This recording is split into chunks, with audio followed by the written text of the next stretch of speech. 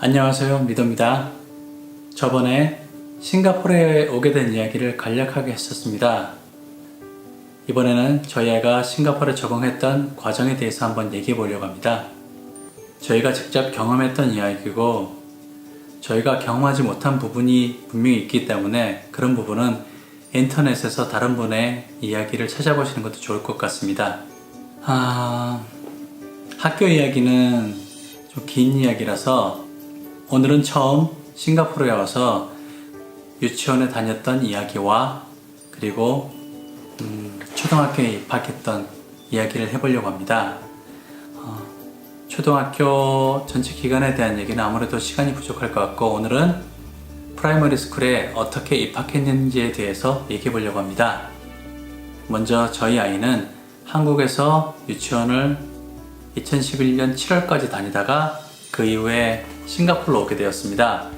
2012년 1월부터 초등학교 학기가 시작되기 때문에 저희가 2011년 7월서부터 12월 말까지 한 약 5개월 반 정도를 유치원을 보낼 생각을 하고 있었습니다.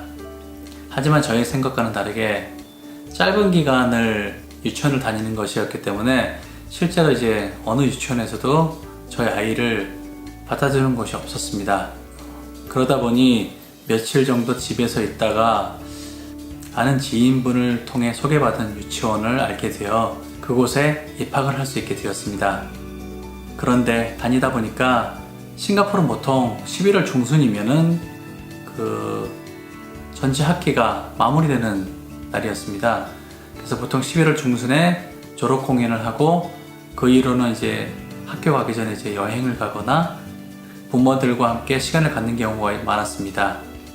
맞벌이 하는 부부들 때문에 유치원이 실제 11월 중순에 종료를 하지만은 12월 말까지 운영은 하였습니다.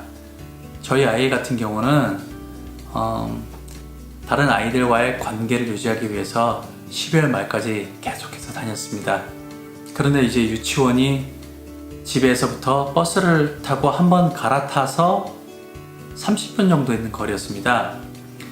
그러다 보니 아침마다 아이를 유치원에 바래다 줘야 됐고 또 당연히 마치고 난 후에는 유치원에서 데려와야 했습니다. 그리고 이제 보통 아이들이 오전반만 하는 경우도 많이 있었습니다. 오전에만 아이들이 이제 모여서 유치원에서 공부하다가 한 1시나 1시 반 정도 이제 점심을 먹고 아니면 점심을 먹기 전에 집으로 가는 아이들이 많았고 이제 부모들이 맞벌이 하는 경우에 늦게까지 남아서 하는 아이들도 있었습니다.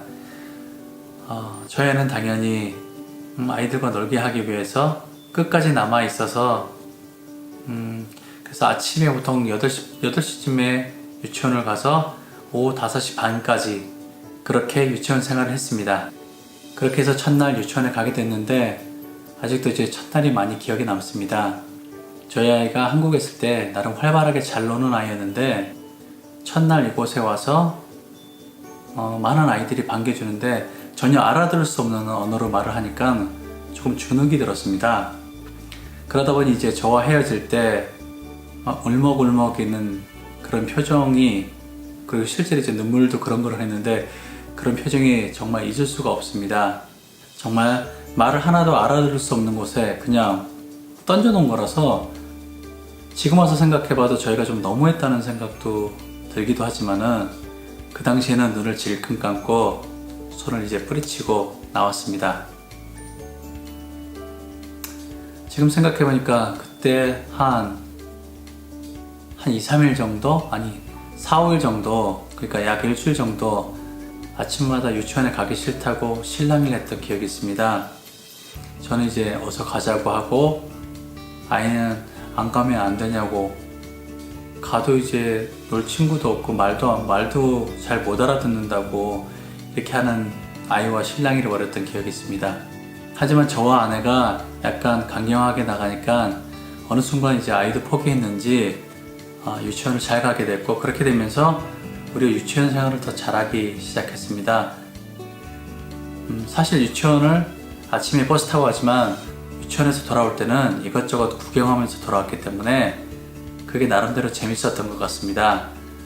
몰도 구경하고 시장도 구경했고, 그 다음에 가끔 비가 오면 HDB 사이사이를 비를 피하면서 그렇게 다녔던 기억이 있습니다.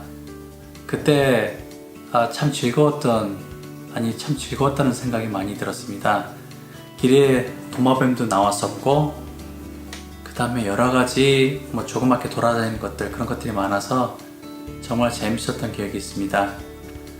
그렇게 이제 한 주가 지나고 또 2주가 지나고 또 3주가 지나고 난 아마 그때 주말 정도였을 것 같은데, 어느 날 저녁에 아이를 재우고 아내와 이제 얘기를 하고 있는데 갑자기 아이가 자고 있는 방에서 잠꼬대를 하는 소리가 들렸습니다.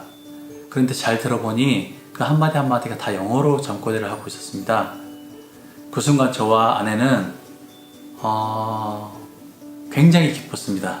왜냐하면 어디선가 얘기를 들었는데 아이가 잠꼬대를 영어로 하게 되면은 그때는 정말 이제 영어에 익숙하고 편하게 된 거라는 얘기를 들었었습니다. 그래서 언제 영어로 잠꼬대를 할 건가 그런 얘기를 이제 그 전에 아내와 했었는데, 그날 저녁에 영어로 잠꼬대를 하는 거 보면서 저 아내는 이제 됐다 라는 약간 그런 생각을 가졌었습니다. 기본적으로 유치원에서는 영어와 중국어를 가르칩니다.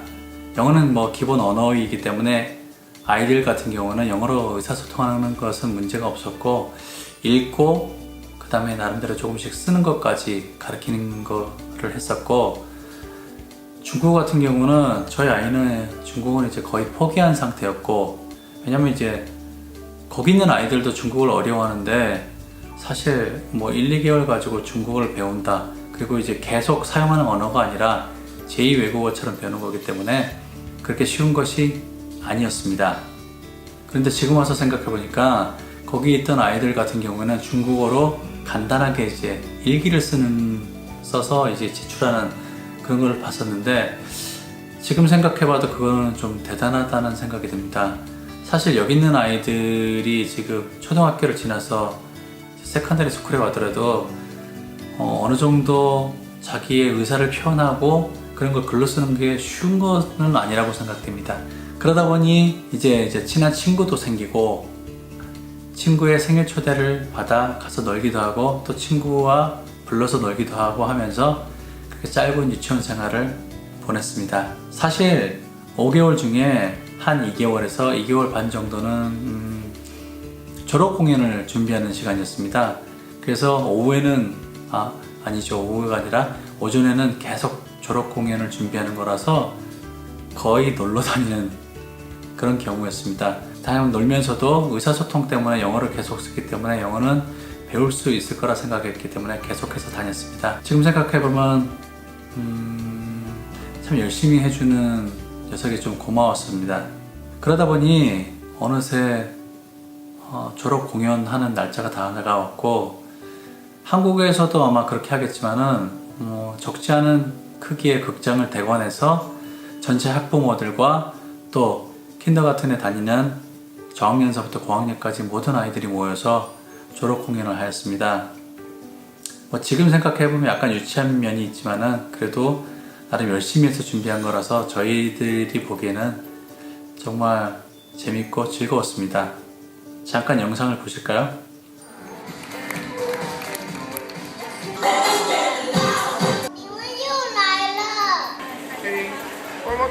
아무튼 졸업장도 받고 춤도 추는 공연을 하였는데, 사실 그것을 집에서 연습을 굉장히 많이 했었는데 지금 다시 봐도 정말 어설픈 몸동작이 정말 실수가 나옵니다. 이렇게 유치원이 마무리됐고, 나머지 12월 달까지의 기간은 친구들은 좀 적었지만 그래도 나오는 친구들과 함께 즐겁게 놀면서 보냈습니다. 그리고 저희 같은 경우는 이 녀석이 갈 학교, 그러니까 초등학교를 찾기 위해서 굉장히 여기저기 바쁘게 돌아다녔습니다. 일단 싱가포르에는 페이지 1서부터 페이지 3까지의 기간이 정해져 있습니다. 그래서 페이지 1에는 주로 학교에 다니는 형제가 있을 경우에, 형제가 있는 경우에 먼저 신청이 가능했습니다. 그리고 페이지 2 같은 경우는 이곳에 살고 있는 싱가폴리안 또는 영유권을 가진 그런 아이들이 지원이 가능했습니다. 그리고 실제로 이제 외국인 디펜던스 패스라고 그러는데 워킹 비자를 가지고 있는 그 자녀들은 마지막 단계인 페이지 3에서 신청이 가능했습니다. 그런데 실제 페이지 1, 페이지 2에서 대부분의 학교들이 정원이 꽉 찹니다. 그러면 이제 외국인 아이들 같은 경우는 페이지 3에 남은 학교를 찾아서 그 학교에 지원을 할 수 있었습니다. 제가 들은 바로는 저희 아이가 갈 때가 이제 2012년도였는데 그 이후로 2014년서부터인가 그때서부터는 이제 정원이 아예 모자라서 DP 패스를 가진 아이들은 아예 공립학교에 입학을 못했다고 들었었습니다. 물론 이제 시험을 봐서 1학년 때가 아닌 2학년 때 시험을 봐서 들어갈 수는 있다고 들었었습니다. 학교가 갈 나이가 된 아이들은 외국인 학교에 가는 경우가 많았습니다. 외국인 학교 다니다가 이제 시험을 봐서 다시 공립학교로 편입하는 경우가 제 주변에서도 꽤 봤었습니다. 요즘에는 페이지 3에 지원은 가능하다고 들었습니다. 대신 이제 페이지 3에 지원을 하면은 MOE, 그러니까 싱가포르 교육청에서 정해주는 그런 학교로 임의로 배정되어서 가는 걸로 알고 있습니다. 물론 약간은 다를 수 있습니다. 제가 MOE 홈페이지와 그 다음에 MOE 홈페이지와 뭐 기타 준비물 페이지에 대한 그런 얘기들을 링크를 해 놓을 테니까 아래 링크에서 찾아가셔서 한번 읽어보셔도 좋을 겁니다. 아무튼 저희 아이 때는 페이지 3에 지원을 할 수 있는 학교가 좀 남아 있었습니다. 페이지 3는 10월 달에 이제 보통 진행이 되고 10월 말에 결정이 됩니다. 그래서 저희 같은 경우는 집에서 가까운 곳에 이제 정원이 차지하는 학교가 있어서 그곳에 우선 신청을 해두었습니다. 그리고 난 후에 이제 저희가 신청한 곳에 안 되어서 이제 싱가포르 교육청에서 배정해준 먼 학교에 될 경우에 대비해서 이곳에서 가까운 주변 학교들, 그러니까 대기자로 신청을 해두었었습니다. 그렇게 이제 10월 말이 되었고, 생각해보면은 10월 말 아침에 저는 추첨을 하는, 여기서 집에서 가까운 학교에 있었고, 와이프는 페이지 3까지 정원이 차지하는 학교가 있었습니다. 그래서 그 학교에 가서 저희가 추첨에 떨어질 경우에 바로 신청을 하기 위해서 기다리고 있었습니다. 좀 웃기죠, 상황이. 아무튼 그렇게 이제 추첨이 시작되었고 딱 3번 만에 저희 아이 이름이 불려서 정말 기분 좋게 달려나갔고, 제가 이제 다음 아이 이름을 뽑아주고 바로 저희 와이프에게 달려가서 굉장히 기뻐했죠. 그게 이제 좀 쉬운 게 아니었기 때문에 그날 지원한 학과 뽑는 아이들이 30명이었나 그랬는데 이제 지원한 아이들이 그보다 훨씬 더 많았기 때문에 상당히 많이 걱정을 했었는데 다행히 되어서 정말 기뻤었습니다. 이렇게 겨우겨우 학교에 이제 추첨이 되어서 뽑혔고 11월 중순에 이제 학교에서 소집일이 있는데 소집일에 가서 아이가 배울 그 책 리스트와 그 다음에 필요한 학용품 같은 거 리스트를 받았고 그 다음에 학교가 어떻게 생겼는지 그리고 선생님이 어떤 분이신지 이렇게 해서 또 교실도 확인해보고 이런 시간을 가졌습니다. 지금 사진을 보시면 아시겠지만은 싱가포르 교실은 생각보다 이제 좀 아이들이 좀 많은 세대라서 그랬는지 그리고 또 외국에서 들어오는 경우가 많아서 생각보다 한 반에 아이의 숫자는 많았습니다. 보통 이제 30명 정도 되었는데 그래도 이제 학교 시설이 그렇게 나쁘다는 생각이 안 들어서 나름대로 저희는 이제 좀 안심을 할 수 있었습니다.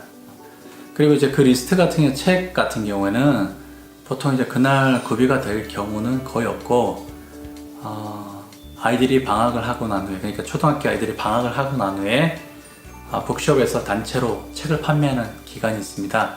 그때 책과 학용품을 이제 일괄적으로 구매를 하게 되는데, 사실 처음 가서 좀 이제 당황한 경우도 있지만은 학용품은 도대체 이름을 보고는 이게 뭔지를 알 수가 없었습니다. 그래서 북숍에서 파는 사람들에게 물어보고 실제로 이제 뭐 어떻게 생긴 건가에 대해서 물어보면서, 또 주변에 형제가 있는 경우에 제가 어떻게 뭘 사야 되는지 잘 알고 있기 때문에 그런 분들한테 물어서 이제 하나하나 구매를 했었죠. 그리고 이제 책 같은 경우는 그날 다 살 수 있을 경우도 있지만은 없는 경우가 태반입니다. 실제로 이제 주문을 해놨다고 하는데 책을 다 찍지 못해서 못 올 경우.